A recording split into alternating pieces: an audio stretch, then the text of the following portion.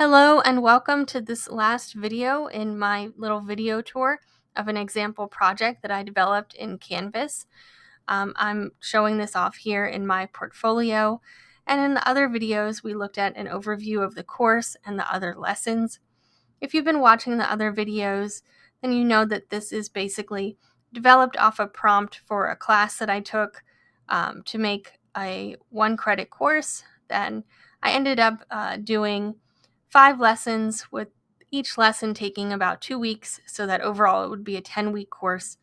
And the lesson content is a little bit on the briefer and overview side because, again, it was always meant to be a 1-credit course and not a 3-credit course. So if you look at some of the earlier lessons, and if you've watched the other videos, then it should be pretty obvious right off the bat that this lesson is much smaller. The reason for this is that we're not adding any new content at this time. There's not anything that will need to be reviewed or for people to take a quiz. It's really just taking those last 2 weeks of the course to finish the final project and submit it. So what I'm going to do in this video today is jump into these pages, take a closer look, talk a little bit more about the final project and the expectations around that. And then before we conclude the video, I'll jump back to the very beginning and talk about some of the overall learning goals of this course and how I think that this course can meet those learning goals and how that can be evaluated. So if this was a real course being rolled out for real, what are some of the feedback and measurement things in place to kind of get a feel of how the course is doing in its learning goals? So let's start by jumping into the Lesson 5 learning objectives. So here we have to articulate the current status of climate change, outline solutions and ways forward, and what is speaking very directly to this final project to take action and on at least one potential solution for climate change. The hope is that in these other two, by completing the final project and doing some of the research and write-up of that final project, they'll also be able to speak to these other learning objectives.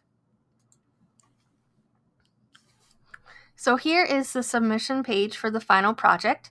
I believe in my video on Lesson 1, I talked a little bit about how I decided to design the final project, some of the decisions that I found myself making, how I really wanted to kind of walk a line between having it be creative and flexible, but also having expectations so that it would represent a real effort on the learner's part.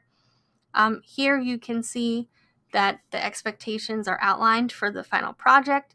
So we're expecting a 2 to 4 page paper with any relevant links, any kind of records to show what was done. So for example, let's say I decided to write a petition and circulate it on reforestation to try to get the local parks council to plant more trees or something like that. You would want to include the petition in that. In addition, when you're doing that write-up, which should follow, general citations and APA formatting, is that to make sure to speak to these specific elements in the write-up. So what was the solution that you supported? So in the petition example, it would be reforestation.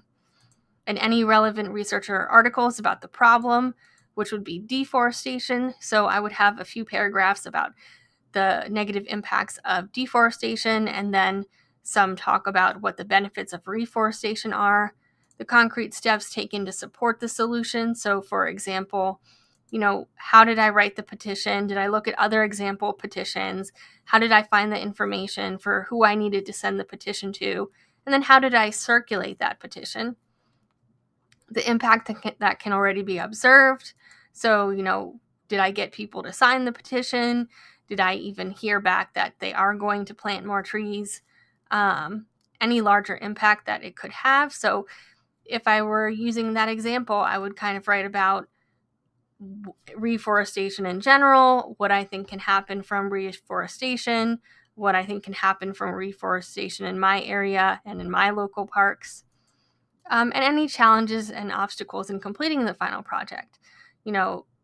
Was it hard to find the information that I needed? Did I have any questions about whether this was something viable that people would listen to? Stuff like that. And then ideas about future ways that things can be done differently or better. For example, maybe if I did do this petition, maybe there's someone I would reach out to because they helped me network really fast to circulate it.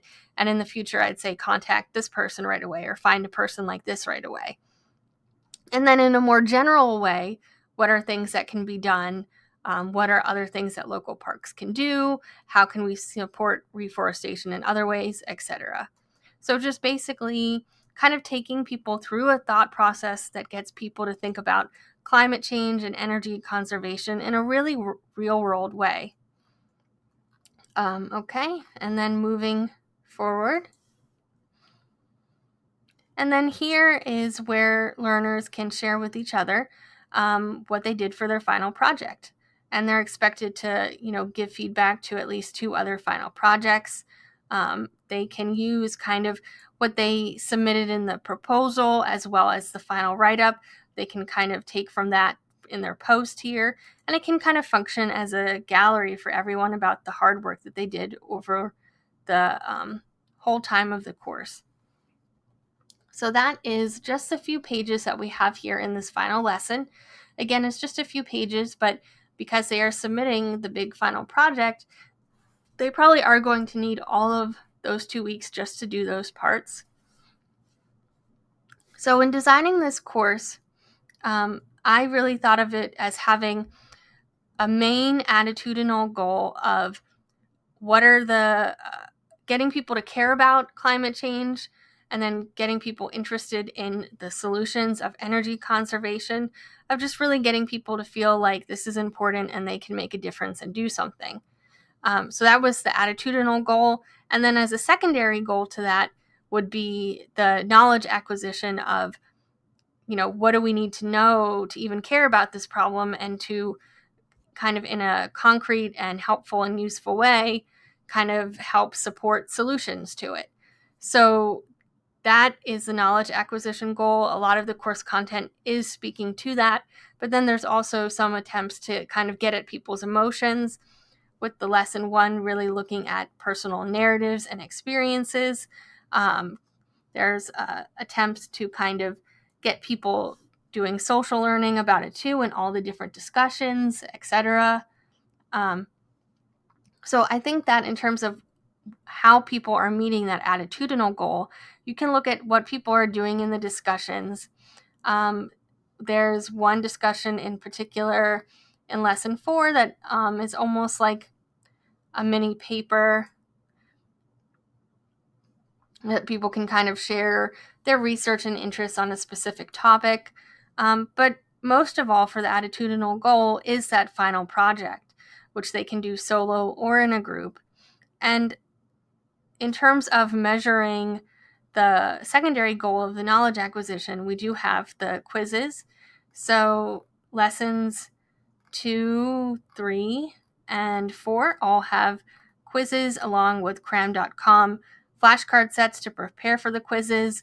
All of the content on the quizzes links back really specifically to the flashcards, which links back really specifically to the learning objectives in that lesson. And in the end, I think the quizzes are meant to not be really that challenging. They're meant to be just a way to kind of show that people know the answers to these questions. And they do get 3 attempts. Now, I think that if the knowledge acquisition was a primary goal as opposed to a secondary goal, I don't think I would be as flexible with the quizzes. I think I would really want to take a harder line that, people aren't needing multiple attempts to do this. I also did notice when I went back through some of the older videos that some of the quizzes, if you looked really closely, were saying unlimited attempts. So that was a mistake. It's supposed to be 3 attempts. So I did go in and make sure to change all of that. But yeah, basically, I think measurement is done through the writing in the discussions and the conversations in the discussions and the final project for the attitudinal piece.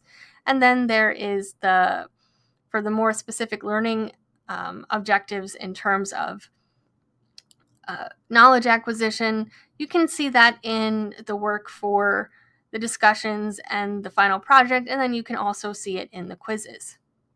So that is basically my little practice course in Canvas. I had a lot of fun doing the research for this and learning more about climate change and energy conservation. There was no expert subject matter in here, so hopefully the information is pretty accurate. It's all information that I found on my own and resources I found on my own. And I found that to be a really fun part of the process because, again, I didn't really know that much about the subject, so it was a learning experience for me. And I love learning. That's why I'm attracted to instructional design. And I'm also very proud of, what this looks like in Canvas and everything, although, of course, everything is a journey, and I'm sure that I will continue to learn more and be able to improve on future designs and projects. For now, I really appreciate your time and attention in watching these videos, especially if you've watched from video 1 all the way to this last video. I know it was a number of videos, so I'm going to guess that put together it's going to be almost getting onto an hour. And so for this video, I'm going to really emphasize that I appreciate your time and attention, and I hope you have a wonderful day. Thank you so much. Bye.